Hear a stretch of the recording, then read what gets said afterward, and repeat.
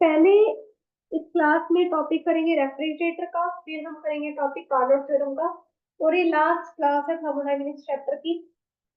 ठीक है, तो आपको सारा कुछ समझ आ जाएगा। अब जो रेफ्रिजरेटर है बेटा, इसको और क्या कहते हैं? हीट पंप भी बोलते हैं। क्या बोलते हैं? Heat pump. ये जो है कार्नोट हीट इंजन का उल्टा है। जो अब तक हमने second law of thermodynamics, heat engine, Carnot theorem, Carnot engine जो भी पढ़ा है, उसका उल्टा चलेगा। क्यों? इसमें अभी तक हीट इंजन में क्या पढ़ रहे थे? मेरे पास ये हॉट रिजर्वायर था, हॉट रिजर्वायर था,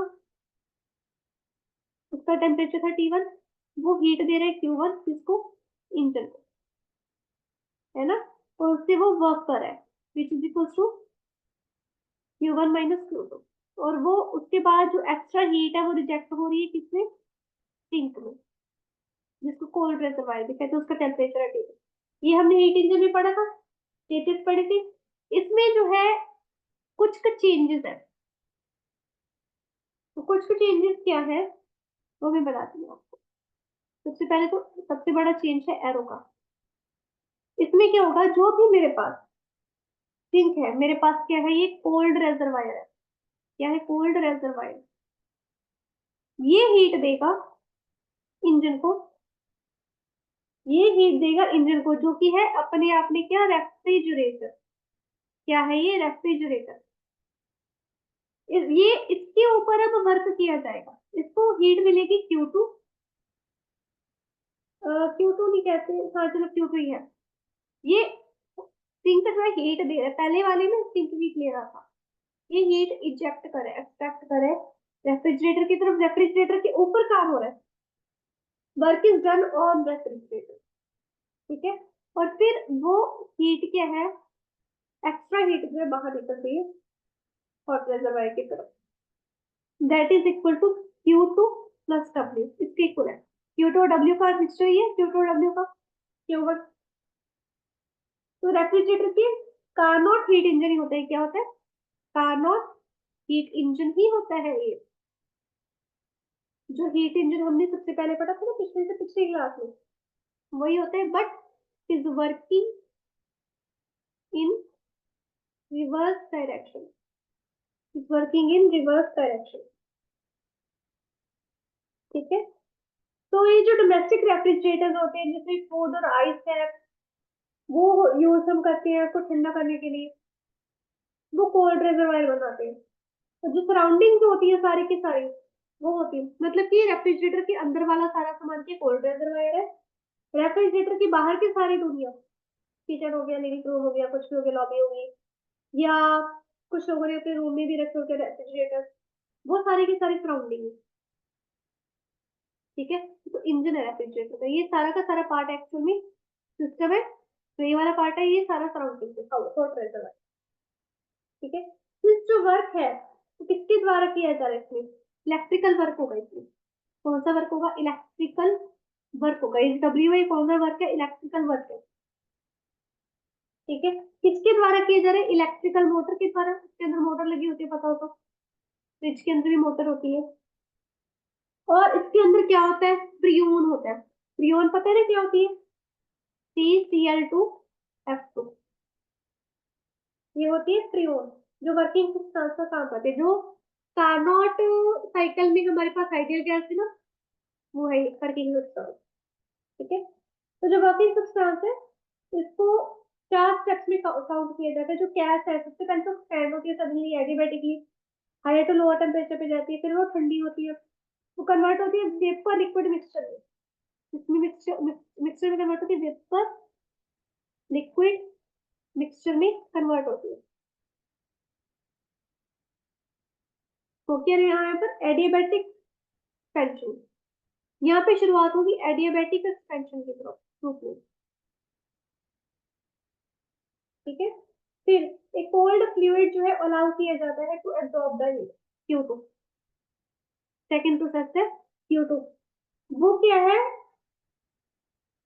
एब्जॉर्ब करेगा हीट को आइसोथर्मल, आइसोथर्मल प्रोसेस होगी, हीट को एब्जॉर्ब कर लेगा। ठीक है, और जो कन्वर्ट है इस वेपर लिक्विड मिक्सचर को कंप्लीटली वेपर में कन्वर्ट कर देगा, कंप्लीटली वेपर में। फिर मेरे पास एक एडियाबैटिक कंप्रेशन होगी, एडियाबैटिक कंप्रेशन होगी। उस एडियाबैटिक कंप्रेशन में क्या होगा, सारी की सारी जो हीट है टेम्परेचर में, हीट का जो भी मतलब के आसपास का सारा भी टेम्परेचर होगा सराउंडिंग का वो बढ़ जाएगा, ठीक है, हीट अप कर देगा टेम्परेचर को, यानी कि टेम्परेचर बढ़ जाएगा। अच्छा यहाँ पे भी आइसोथर्मल एक्सपेंशन मिलेगी याद रखना। फिर आएगी मेरे पास आइसोथर्मल कंप्रेशन। आइसोथर्मल कंप्रेशन में क्या होगा, जितनी भी हीट है, ये वाली जो हीट है सारी की सारी सराउंडिंग की छोड़ दीजिए, सारी की सारी बाहर निकाल दी जाएगी, रिलीज कर दी जाएगी, रिजेक्ट कर दी जाएगी, और फिर से अपने इनिशियल स्टेट में यहाँ पे वापस आ जाए, ठीक है। तो ये रेफ्रिजरेटर का इतना ध्यान से पढ़ने वाला कॉन्सेप्ट है नहीं है, क्योंकि अभी तक तो एग्जाम में आया नहीं है। थोड़ा बहुत जितना था आपको मेन मेन डिटेल दे दी है। इसमें बस कार्नोट इंजन से थोड़ा सा डिफरेंस क्या होता है, पहले इसकी एडियाबैटिक एक्सपेंशन थी, उसमें क्या थी, पहले आइसोथर्मल एक्सपेंशन होती है, फिर इसकी होती है आइसोथर्मल एक्सपेंशन, उसमें क्या थी, एडियाबैटिक, फिर इसकी adiabatic compression, then again isothermal expansion, बस इतना ही याद रखना, ठीक है। इसका और कुछ डेरिवेशन नहीं है, कुछ इक्वेशन नहीं है, कोई और थ्योरी नहीं है, बस इतना ही है इसका। एक चीज इसमें याद रखनी, that is coefficient of performance. तो हीट इंजन में हम क्या करे थे, एफिशिएंसी, इसमें क्या कोफिशिएंट ऑफ परफॉर्मेंस, ठीक है। ये क्या है, इसको मैं बीटा से डिनोट कर रही हूँ, चलो बीटा से डिनोट कर सकते, केबी से भी डिनोट करते, it is equal to ratio of amount of heat remove, amount of heat removed per cycle, per cycle to the you can say mechanical work required to be done, ठीक है। Mechanical work आते हैं, सारा का सारा जो work done किया हमने, मैकेनिकल वर्क, या हम कहते हैं इलेक्ट्रिकल वर्क जो हुआ है वो, तो Q2 अपॉन W होता है इसमें। पहले वाले में Q1 अपॉन W था, इसमें Q2 अपॉन W है। तो अगर मैं कहूँ कि मेरे पास तो ये चीज है Q1 is equal to Q2 plus W, तो W का निकालना है, Q1 माइनस Q2 हो जाएगा, इसको वैल्यू को यहाँ पे फिल करती हूँ, मेरे पास आ जाएगा Q2 over Q1 minus Q2, ये आ जाएगा। तो if I divide numerator and denominator by Q2, क्या आ जाएगा यहाँ पे, इसका तो Q2 ओवर Q2 1 हो गया, इसका Q1 ओवर Q2 हो गया, इसका Q2 ओवर Q2 1 हो गया, ठीक है। हमने क्या किया था कि Q1 ओवर Q2 जो होता है, पिछली क्लास में किया था, वो T1 ओवर T2 की Q2 ओवर Q1 है, T2 ओवर T1 है, ये एक ही बात है। यहाँ पे मैं कर दूंगी 1 upon T1 over T2 minus 1, इसको कर लो टेम्परेचर की फॉर्म में कन्वर्ट, तो मेरे पास आ जाएगा T2 over T1 minus T2, वही सेम चीज आ गई, सारा सेम हो गया, कोई डिफरेंस नहीं है, कुछ नहीं है। तो बीटा की मेरे पास दो वैल्यूज है, हीट की फॉर्म में ये है और टेम्परेचर की फॉर्म में ये है, बस यही है इसके रेफ्रिजरेटर में, और कुछ नहीं, सिर्फ इतना करना है हमें, ठीक है। फिर आती है मेरे पास कार्नोट थ्योरम। अब करते हैं कार्नोट थ्योरम। एक चीज याद रखना, जो रेफ्रिजरेटर है ना, जितनी इसके अंदर हीट है ना, उससे कई ज्यादा हीट रिलीज करता है।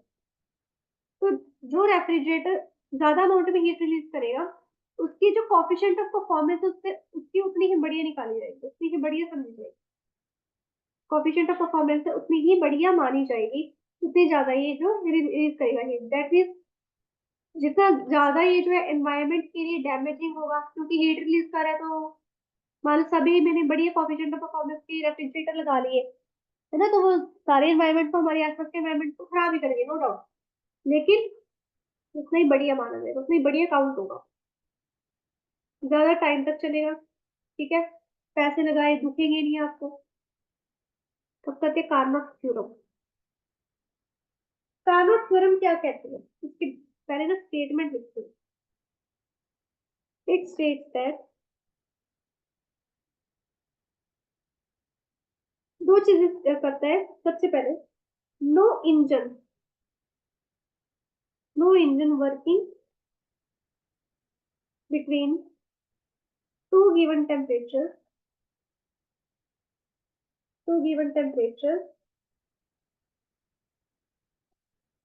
can have efficiency, can have efficiency greater than that of the Carnot engine.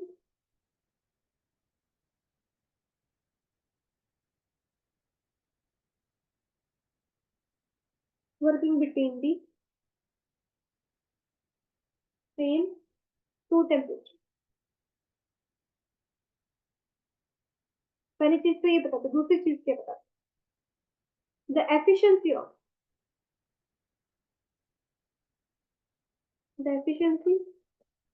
of Carnot engine is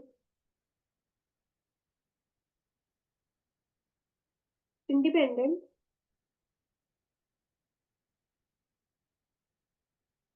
of the nature of the working substance. Working substance कैसा भी हो, हमें उसकी एफिशिएंसी से फर्क नहीं पड़ता। खैर कार्नोट इंजन में स्टिल हमने आइडियल गैस दी थी, बट जो रेफ्रिजरेटर है उसका रिवर्स था ना कार्नोट इंजन। क्या था इसमें? मेरे पास सिंक था, तो सिंक का टेम्परेचर यहाँ पे T2 था, याद रखना। Q2 उसने रिलीज की रेफ्रिजरेटर में, तो रेफ्रिजरेटर में Q2 के इसके ऊपर वर्क किया गया, ठीक है, और फिर वो एक्स्ट्रा हीट की Q1 से रिलीज होगी इसको, तो उसको यानी कि सराउंडिंग को, तो टेम्परेचर 31, ये याद रखना टेम्परेचर, बस उसमें एरोज उल्टे डालना, ठीक है। तो हाँ, तो वही ना कि इसके अंदर हमें वैसे फ्रीऑन डाली थी CCl2F2 वर्किंग सब्सटेंस के रूप में, राइट। तो कार्नोट थ्योरम क्या कहती है कि जो भी इंजन है वर्क कर रहा है तो गिवन टेम्परेचर के ऊपर उसकी जो एफिशिएंसी है वो ज्यादा होगी कार्नोट इंजन से। यानी कि ऐसा तो कोई इंजन बना ही नहीं, नो इंजन का कोई भी इंजन जो है उसकी एफिशिएंसी जो है ज्यादा नहीं हो सकती गिवन टेम्परेचर पे then that of Carnot engine, और वो कार्नोट इंजन उसी सेम टेम्परेचर पे वर्क कर रहा है जो पहले वाला इंजन वर्क कर रहा है, ठीक है। चलो, बहुत घमंड था कार्नोट को, पर स्टिल उसने रेफ्रिजरेटर बनाया। तो यहाँ पर मेरे पास है रेफ्रिजरेटर का भी कॉन्सेप्ट लेंगे इसमें, कार्नोट इंजन का भी लेंगे। तो यहाँ पर मेरे पास सोर्स या कह दो सोर्स रिजर्वायर, तो टेम्परेचर है T1, ठीक है।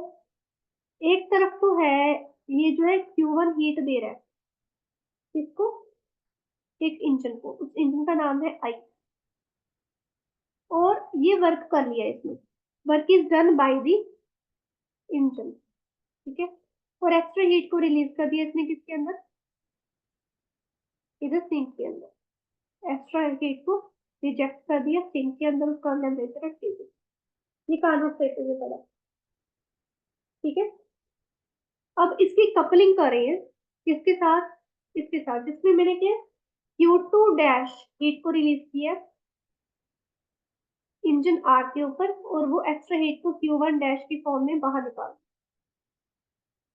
और इसके ऊपर वर्क डन हो रहा है, work is done on this, couple बन रहा है, कपल की तरह वर्क कर रहा है, ठीक है। तो एफिशिएंसी इसमें वैसे आई वाले इंजन की क्या होगी? W over Q1 which is equal to W1 minus W2 over Q, sorry Q1 minus Q2 over Q1। Efficiency जो कपल हो रही है आर की आई के साथ, उसकी क्या होगी? W upon Q1 dash which is equal to Q1 dash minus Q2 dash upon Q1 dash। मान लो, अज्यूम करना, लेट जो एफिशिएंसी है आई की वो ज्यादा है आर की इंजन से, दैट मीन्स जो W अपॉन Q1 मैंने अभी किया उसकी ज्यादा एफिशिएंसी होगी W अपॉन Q1 डैश से, ठीक है। इसका मतलब अगर मैं W और W को कैंसिल कर दूं, क्रॉस मल्टीप्लाई कर दूं, तो Q1 डैश कम होगा Q1 से, नहीं, ये इधर जाएगा तो साइन भी तो इनवर्स होगा ना, हाँ साइन भी इनवर्स होगा, तो साइन रिवर्स हो जाएगा। ये वैसे मैथमेटिक्स कॉन्सेप्ट है, ठीक है। बस आप इतना याद रखें, जो Q1 है उसकी कम हो जाएगी, ये इधर जाएगा और इधर जाएगा, Q1 की कम हो जाएगी Q1 डैश, ठीक है, दैट मीन्स अगर मैं Q1 डैश माइनस Q1 लूं तो वो टर्म मेरे पास पॉजिटिव आ जाएगी। तो सोर्सेज होंगे हीट के, Q1 का सोर्स है आई का सोर्स है Q1, बट आर का सोर्स है, आर का सोर्स तो Q2 डैश है, बट ये गिव लूज किसको करे, तो इनको in the form of Q1 dash. ठीक है, फिर जो सोर्स है लूज करे Q1 टू आई, सोर्स जो अपनी हीट को लूज करे Q1 को टू आई, पर जो Q1 डैश है वो गेन करे, यहाँ पर सोर्स गेन करे Q1 डैश को फ्रॉम आर। समझो क्या चीज हो रही है, यहाँ पर है मेरे पास जो सोर्स है it is losing heat in the form of Q1, किसको, आई को लूज कर रहा है, लेकिन जो सोर्स है ये गेन भी कर रहा है हीट को Q1 डैश किससे, आर से, तो एक कपल की तरह एक्ट कर रहे हैं। Net heat gained by the source क्या होगी, first net Q gain by source पर साइकिल क्या होगी, Q1 dash minus Q1, positive ही होगी, सीधी सी बात है, और वो ये चीज मेरे पास पॉजिटिव होगी।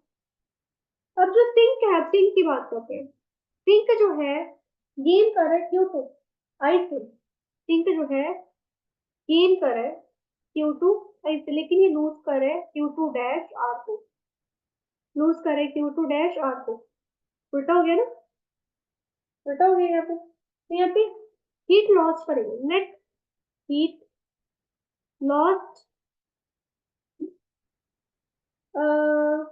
Net heat loss by, you can say sink, हाँ net heat loss by sink per cycle क्या है वो देखते हैं, वो क्या आएगा मेरे पास। सबसे पहले देखिए इसको कहेंगे Q2 डैश को, सिंपली बहुत आसानी से बहुत कम अमाउंट में हीट होती है क्योंकि कोल्ड होता है ना, बहुत कम अमाउंट में हीट होती है, उसको चलो पहले रखती है, माइनस जो यहाँ पर है ना, यहाँ पर जो गेन आ रहा है ये विद वर्क डन आ रहा है, यहाँ पर जो Q2 आएगा it will be equal to Q1 plus W, Q1 plus W आएगा, या मैं कह दूं Q1 माइनस Q2 होता है ना W, तो Q2 मेरे पास आ जाएगा Q1 माइनस W होगा, तो माइनस W होगा, Q1 माइनस का Q हो रहा है, बेसिकली Q2 था तो वो क्या हो रहा है Q1 माइनस W, और यहाँ पे प्लस हो जाएगा, माइनस माइनस करके यहाँ पर प्लस हो गया, तो जो Q1 dash minus Q2 dash minus Q1 आ रहा है, W की अगर मैं वैल्यू लिखूं, W की वैल्यू क्या होती है Q2 डैश माइनस Q1, और यहाँ पर W की वैल्यू मैं लिखूं तो Q1 माइनस Q2 होती है, Q1 माइनस Q2, बट यहाँ पर हम बात किसकी कर रहे हैं, सिंक की कर रहे हैं ना, तो इस तरफ करेंगे, कपल की तरफ, राइट हैंड साइड वाली साइड क्या हो गया मेरे पास Q1 dash minus Q2 dash, basically मुझे ये वाली टर्म खत्म करनी है, ठीक है, ये वाली टर्म खत्म करनी है क्योंकि Q2 के विद रिस्पेक्ट टू मेरे पास चाहिए, यहाँ पे सारा कुछ Q1 के विद रिस्पेक्ट टू था, यहाँ पे Q2 के विद रिस्पेक्ट टू चाहिए, ठीक है, तो Q1 डैश, यहाँ पे Q2 डैश, चलो ये कैंसिल, ये कैंसिल, नहीं यहाँ पे हाँ Q1 के विद रिस्पेक्ट से कर आ जाएगा मेरे पास, that will be equal to Q1 dash minus Q1, same ही आ गया। तो जो कंपाउंड इंजन है मेरे पास, कपल इंजन है आई और आर, आई और आर, हमने क्या जब कार्नोट इंजन कहा था ना, हमने क्या कहा था, सेल्फ एक्टिंग मशीन होती है, तो इस चीज को इससे प्रूव कर दिया, सेल्फ एक्टिंग मशीन, तो आई और आर की जब दोनों ही वैल्यूज मेरे पास सेम आ गई, दोनों की हीट लॉस और हीट गेन की वैल्यू सेम आ गई, तो मुझे पता चला कि सेल्फ एक्टिंग मशीन है जो ट्रांसफर करते Q1 dash minus Q1 heat को from sink at lower temperature to the source at higher temperature, और कोई वर्क डन जो है इसमें एक्सटर्नल एजेंसी से नहीं हो रहा, सिस्टम का अपना ही वर्क डन हो रहा है, एक्सटर्नल एजेंसी नहीं यूज हो रही, तो ये जो सारी की सारी टर्म है, ये जो सारी की सारी टर्म है, it is against second law of thermodynamics, this whole thing is against second law of thermodynamics, तो जो हमारी assumption थी कि जो आई है वो ज्यादा एफिशिएंट है आर से, हमने किया था ये आई है ज्यादा एफिशिएंट है आर से, ये गलत थी। तो कोई भी इंजन जो है उसकी एफिशिएंसी कार्नोट इंजन से ज्यादा नहीं हो सकती, ठीक है, ये चीज मैंने प्रूव कर दी। और मैं ये भी प्रूव कर दी जो रिवर्सिबल है वो भी पॉसिबल है, वो हमने रेफ्रिजरेटर में प्रूव कर दिया था। तो कार्नोट थ्योरम जो है सारी की सारी क्या है, हाइपोथेटिकल है, ऐसा अभी तक हमारे पास बना नहीं है इतना एफिशिएंट और इतना बढ़िया लार्जर एफिशिएंसी का जो प्रैक्टिकली हमारे पास चल रहा है उससे बढ़िया नहीं बना। हर एक इंजन जो है कुछ ना कुछ अमाउंट में हीट रिलीज कर रहा है, एंड दैट इज नेसेसरी। ठीक है, तो यहाँ पे आपका एक चैप्टर कंप्लीट हो रहा है, इसकी प्रैक्टिस प्रॉब्लम्स को ट्राई करो और इसकी सारे चैप्टर को आप रिवाइज करो, ठीक है।